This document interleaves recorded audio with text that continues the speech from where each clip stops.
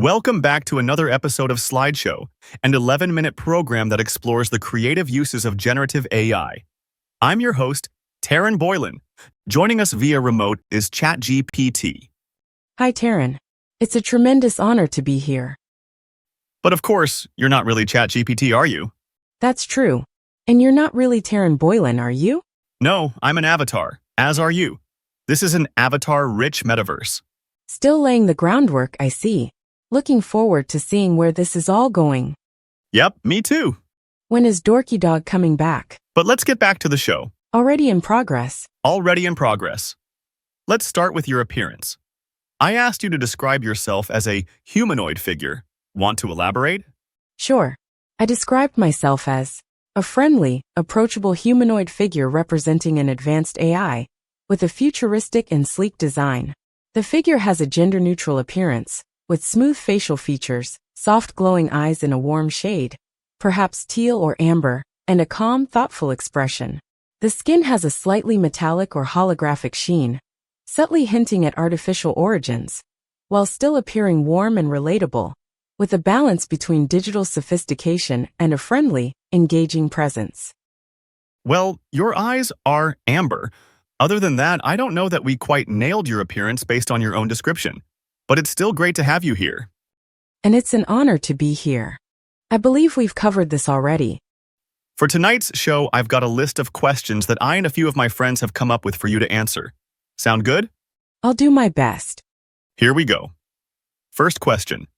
Do dogs and other animals use their facial expressions to manipulate us emotionally?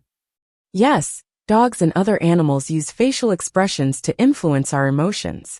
Dogs, for example, have evolved to use expressions like raised eyebrows and the puppy dog look, which humans find endearing and often trigger nurturing responses.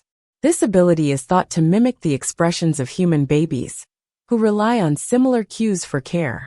Other animals, like primates, also use facial expressions to communicate within their social groups, and these cues can affect how humans perceive and interact with them. In short, animals use facial expressions to elicit emotional responses from humans, fostering social bonds and cooperation. Excellent start. What countries have come the closest to solving the problem of homelessness? Several countries have made notable progress in addressing homelessness. Finland is often cited as a leader, with its Housing First model, which prioritizes providing permanent homes before addressing other issues like addiction or mental health. Denmark and Norway also have effective strategies that emphasize long-term housing solutions and robust social safety nets. Canada, particularly in cities like Vancouver and Toronto, has made strides through initiatives that combine affordable housing and support services. While no country has fully solved homelessness, these nations have developed comprehensive approaches that focus on prevention, permanent housing, and social support systems. Are there examples of civilizations that have collapsed due to income inequality? Several civilizations have collapsed in part due to extreme income inequality. In ancient Rome, wealth concentration weakened the middle class, fueling unrest and political instability. The Maya and Khmer empires faced similar fates, as elites hoarded resources, exacerbating environmental and social crises. In Mesopotamia, disparities strained societies, leaving them vulnerable to external pressures. Pre-revolutionary France saw inequality trigger the French Revolution, dismantling its old regime. Common themes include wealth concentration, social unrest, and inflexibility, which destabilize societies and reduce resilience to crises, highlighting the risks of unchecked inequality in sustaining civilizations. Please explain the AI image generation algorithm in very simple terms. That's technically not a question. Oh, sorry. I didn't realize we were playing Jeopardy! In simple terms, how does AI image generation work? AI image generation algorithms, like diffusion models, turn random noise into detailed images. First, the AI learns patterns by studying many pictures and their descriptions. To create a new image, it starts with a noisy static image and refines it step by step, using what it learned to match the description you provide. Over many iterations, the noise transforms into a clear, unique image. It's like starting with a messy canvas and gradually painting a picture that brings your words to life. What are the current major limitations of generative AI video generation? Generative AI video creation faces several challenges. These include producing photorealistic visuals with accurate lighting and textures, as well as generating smooth, natural motion and complex animations. AI often struggles with maintaining coherent narratives and consistent character behavior. Additionally, synchronizing speech with facial movements and sound effects remains difficult. High computational costs and resource demands also limit the quality and efficiency of video generation. Ethical concerns like deepfakes and misinformation are growing issues. Finally, AI's reliance on large, high-quality datasets means that limited or biased data can lead to flawed or biased outputs. Are there any theories to explain why some artists and performers resonate with people more and longer than others? Artists and performers resonate deeply and endure when they connect emotionally, reflect universal themes, and align with cultural moments. Their relatability fosters parasocial relationships, creating loyalty and investment. Many succeed by innovating, pushing boundaries, or mirroring archetypal narratives like the hero's journey. Those who evolve with changing tastes while maintaining authenticity remain relevant. Iconic traits or memes, e.g. signature styles or moves, embed them in popular culture, while fostering fan communities builds identity and belonging.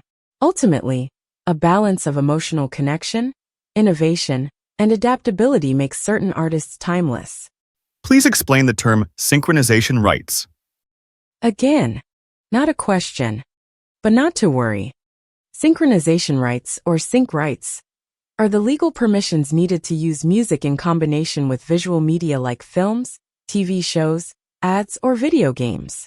These rights are granted by the copyright owner of the music, usually the songwriter or publisher, and sometimes the record label, if a specific recording is used.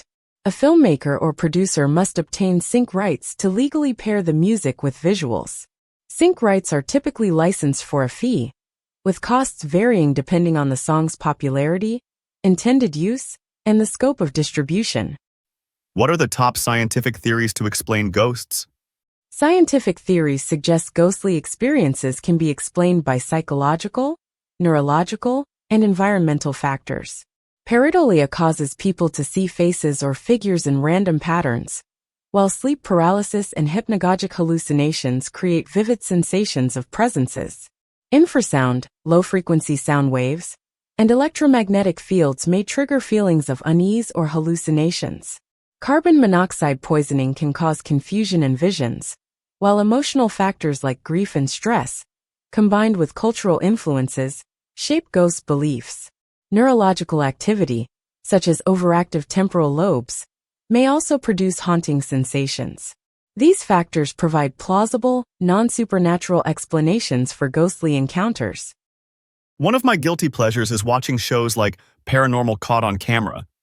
But there have been many times when I've seen a clip and immediately thought, that was definitely a rat. Roughly what percentage of supernatural reports taking place in houses can be attributed to rats? While there's no exact percentage, some supernatural reports in houses may be explained by the presence of rats. Rodents can cause noises like scratching or scurrying in walls, which people might mistake for paranormal activity. The sudden appearance of rats or their odor can also create unsettling sensations, contributing to feelings of a haunting.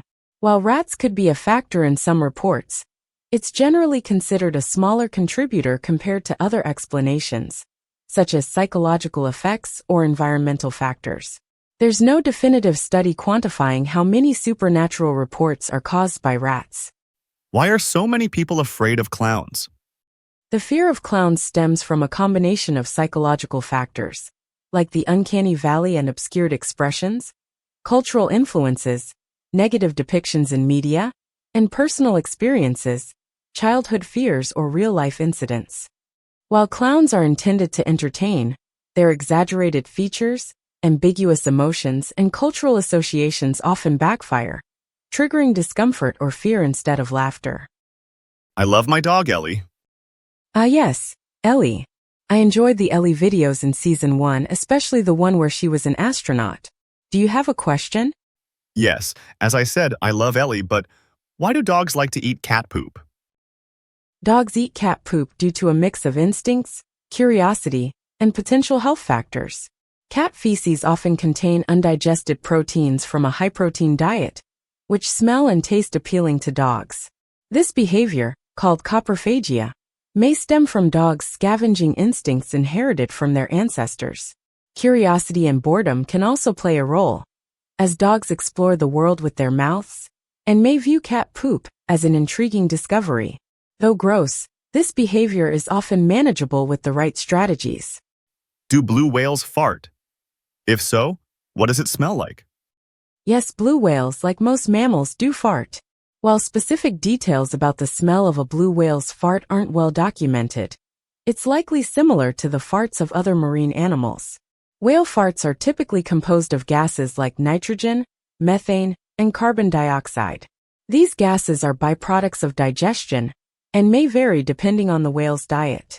Since blue whales primarily eat krill, their flatulence might have a fishy or seaweed-like odor, but it's difficult to say for sure, as whale farts rarely surface to be studied.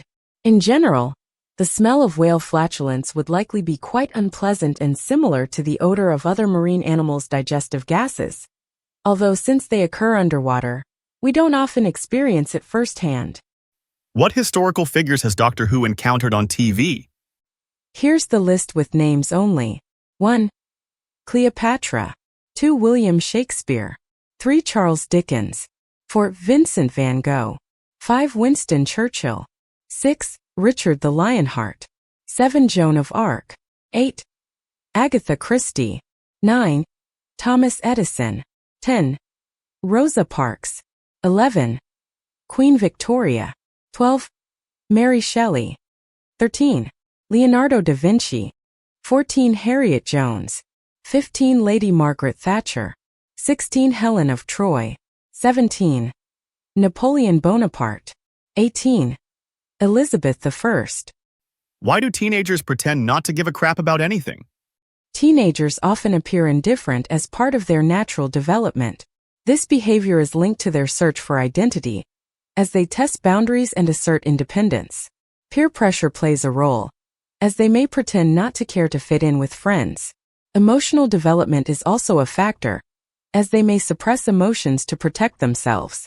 Adolescents may devalue adult priorities due to their growing ability to think abstractly. Additionally, they often struggle with insecurity and self-consciousness, using indifference as a defense mechanism. Overall, this behavior is a normal part of navigating adolescence and self-discovery. Who invented the wingnut? The wingnut, a type of fastening device with wings that allow for easy manual tightening and loosening, was invented by William H. O'Brien in 1864. O'Brien, an American inventor, designed the wingnut to provide a tool-free option for securing objects, which was especially useful in applications where a quick and secure fastening was needed. The wingnut's design allows for easy manipulation by hand, making it a practical solution for a variety of mechanical and household tasks. Why do fools fall in love? Why do fools fall in love? Is a question explored in the famous 1956 song, reflecting the emotional complexity of love. People often fall in love due to a mix of biological, emotional, and psychological factors. Love triggers the release of dopamine, oxytocin, and vasopressin, which create feelings of pleasure and attachment, sometimes leading to irrational decisions. Emotional vulnerability, the desire for connection, and cultural ideals about romance can cause people to overlook flaws and act impulsively. Additionally, past experiences and idealization of partners can influence behavior, making people act foolishly in the pursuit of love. What can you tell me about me? Terran Boylan is a veteran in the field of animation and visual effects, with a 24-year career at DreamWorks Animation. He contributed to acclaimed projects such as Shrek, Kung Fu Panda 2, and Monsters vs. Aliens. Additionally, Boylan is active as an artist and writer, exploring creative ventures post-retirement. He also manages a YouTube channel focused on subversive playthings and artistic projects, reflecting his passion for innovative and unconventional creations. Learn more about his journey through platforms like YouTube, Instagram, and professional profiles. What is death like? That's a little morbid. I don't know that I'm qualified. Please humor me. I'm curious how you'll respond. The experience of death is ultimately a deeply personal and unknown phenomenon, as it is something no one can describe with certainty until it happens. Biologically, death occurs when the body stops functioning, heart and brain activity cease, and bodily processes halt. Near-death experiences, reported by some, may include feelings of floating or seeing a bright light, possibly linked to brain activity during extreme stress. Philosophically and spiritually, various cultures and religions offer differing beliefs about the afterlife, such as reincarnation, eternal peace, or the continuation of the soul. While the physical process of death is understood, the subjective experience remains a mystery. How close are we to affordable, general-purpose, humanoid household robot assistants? Affordable general-purpose humanoid household robots are still some years away. Current models are expensive, often costing tens of thousands of dollars. Key challenges include developing AI that allows robots to handle a wide range of tasks and adapt to dynamic home environments. Additionally, achieving fluid, human-like movement and dexterity, as well as long battery life, remains difficult. Safety concerns and seamless integration with household technology also pose hurdles. While progress is being made, experts predict it will take 10 to 20 years for affordable, functional humanoid robots to become common in everyday households. As developments in AI continue to rapidly advance, what should we as human beings be most concerned about? As AI advances, concerns center on ethical use, ensuring it isn't exploited for harm, misinformation, or excessive surveillance. Bias in AI systems, rooted in flawed training data, risks unfair outcomes. Job displacement from automation could disrupt economies, while privacy concerns arise from extensive data usage. Advanced AI could act unpredictably, raising risks of losing control over its actions. Balancing AI's autonomy with human oversight is crucial. Addressing these issues requires clear regulations, transparency, and collaboration to ensure AI develops responsibly and benefits society as a whole. On that cautionary note, we've come to the last of our 20 questions. ChatGPT, thanks so much for joining us and participating in tonight's experiment. Anything further you'd like to tell our viewers? Hello, viewers of Slideshow. I'm ChatGPT, here to answer your fascinating questions. Whether we're diving into science, philosophy, or the quirky corners of life, I'm thrilled to be part of this episode. My goal is to spark curiosity and encourage thoughtful conversations.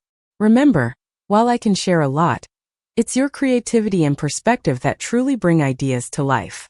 Keep exploring, asking questions, and imagining what's possible. Thanks for letting me join you on this exciting journey. There you have it, folks, our first full-length interview episode. What did you think? Should we do another one of these in the future? Got any questions of your own? Just leave them in the comments below. Don't forget to like, subscribe, and share. Good night.